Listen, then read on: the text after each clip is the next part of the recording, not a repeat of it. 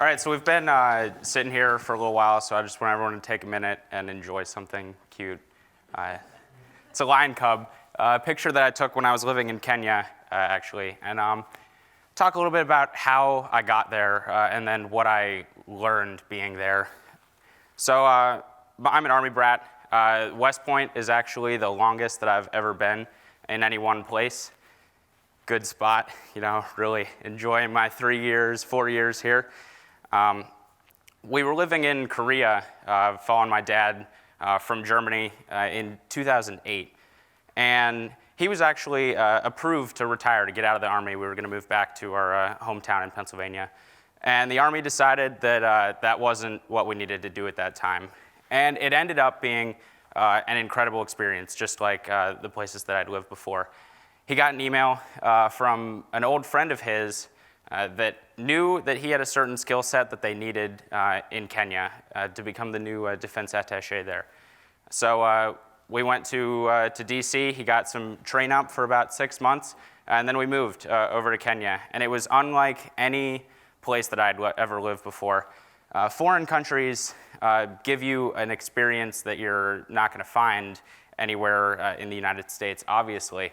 But Kenya was something different in that all of the systems that I had grown up with, that I had learned to love, didn't really exist. And by that I mean the grocery stores, for example, something that everyone takes completely for granted in the United States or in Germany or in Korea. They're not the same. In a lot of places, they don't exist. You buy food from street vendors. There was really only one Western-style grocery store in all of Nairobi. And so you get used to that. And then another big change involved the school that I went to there. And overseas, in Germany and Korea, I went to Department of Defense schools that were modeled pretty much after an education that you would receive in the United States.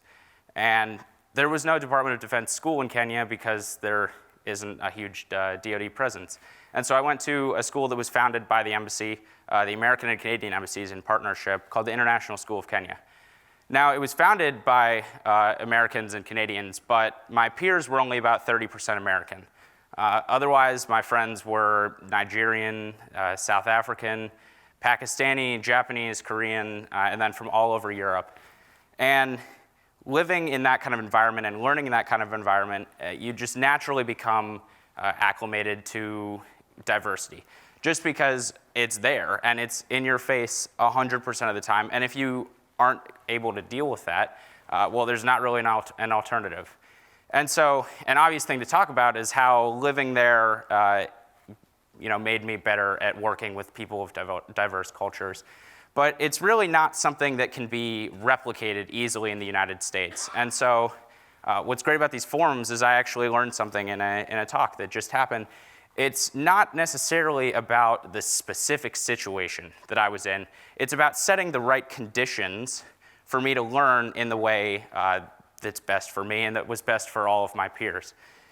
And so what that looked like in Kenya is that every aspect of our education was tied together through a culminating activity that every class took on every year. And so my 8th grade year, I was there. What that looked like was a trip of about a week and a half to the Masai Mara. And so some of these pictures, I'm down there holding a group of cattle with some Masai farmers. And then they gave us the typical Masai blankets, and we wore that while we were there. And being in that environment was something that you can't train for. You can't really learn how to experience that until you just are in it. And the way it tied into our education was that everything that we did leading up to that trip was somehow related. So in our English classes, we read Maasai literature and then other East African literature that gave us a better understanding of the culture that we were about to experience. In our science classes, we learned about how the Rift Valley formed and why the Maasai lived where they did and how they moved around and how they farmed and how their cattle grazed. And then for history courses, We learned about how the Maasai culture has changed over the years and how the effect of the British colonization and the changes governments has affected that culture. And all of those things are not super relevant to my life now. But what I did learn is that when you're in an experience, you need to be able to draw on something from all aspects of your education to get through that. And so, looking at it now, I kind of see that what I was going through is a much more natural progression of learning and something that's not really replicated that well in the United States. The way I see learning is you start out with reading. It's just you take knowledge that someone else has already acquired and you make it your own. And you read and you read and you read, and that's how you learn at a fundamental level. And then at the next level, you go and you start to teach that back out to other people.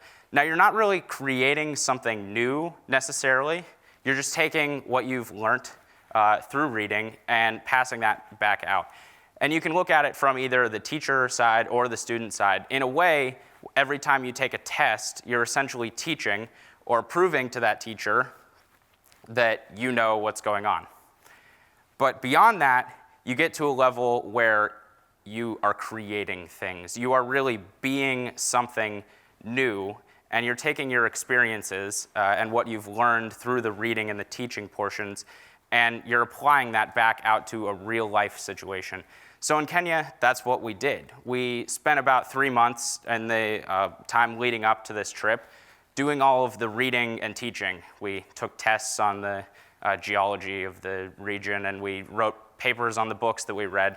But none of that really mattered until we actually got there and were able to create something new out of this experience that we had.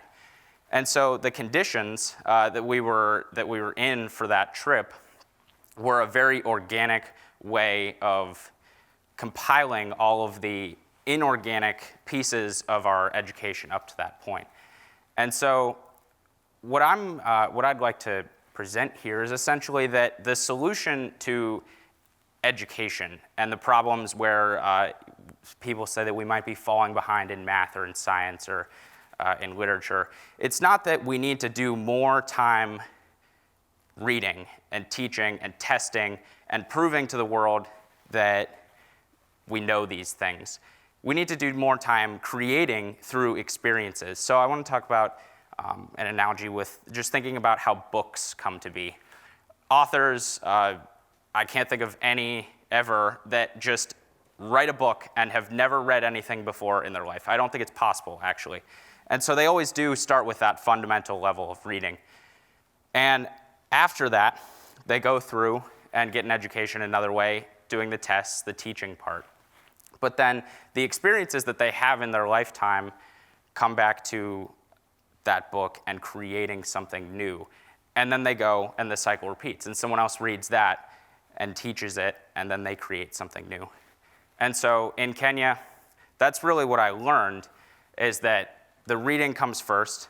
You learn the things that you need to learn, and then you teach them back out. But then you create something new through an experience, and then you've actually had a full educational experience. Thank you.